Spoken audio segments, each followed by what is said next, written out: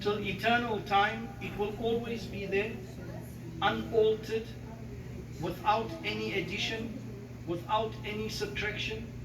The Quran is preserved, and the Quran challenges mankind to produce even one ayah, which nobody to date has been able to do. Alhamdulillah, I think we are blessed that we are not like the other religions where it has been polluted or has been changed by man's will.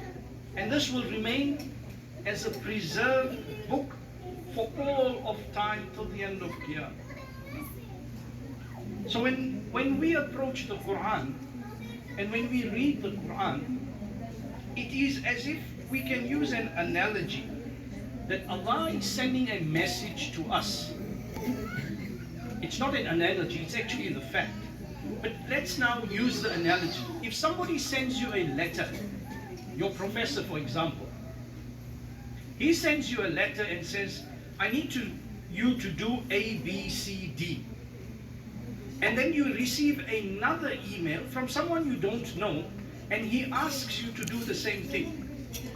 Which will you choose? You're going to choose your professor. Why? Because you know him.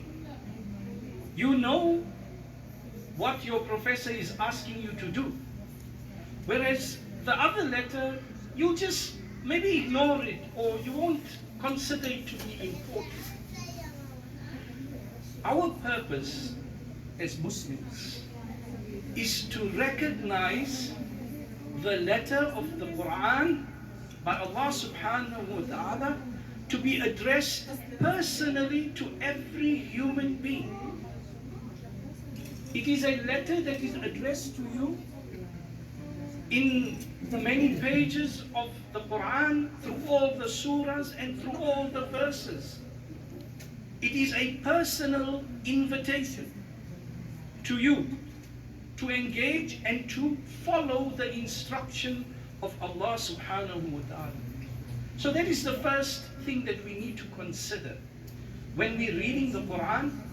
What is the word, it's not a very nice word to use, what is our God view? How do we view Allah? Is He the master, which He should and He is? Do we recognize Allah subhanahu wa ta'ala to be that? Or do we take His word to be just something like the second letter that was sent to us and we ignored? The question is for me first and for all the brothers and sisters that are here. How do we view our relationship with Allah subhanahu wa ta'ala? How strong is that bond that when Allah commands you to do something, you are going to stop that action and follow the command of Allah subhanahu wa ta'ala? A typical example was when the prohibition of alcohol was made farq in the Quran. Up to a certain point, even though the Quran was revealed, people were Muslims, they were still imbibed with some wine and alcohol. But at one stage during this process, Allah then reveals and says, no more. Now it is haram. And we have many accounts that attest and that prove that when a man had it in his mouth, he spat it out.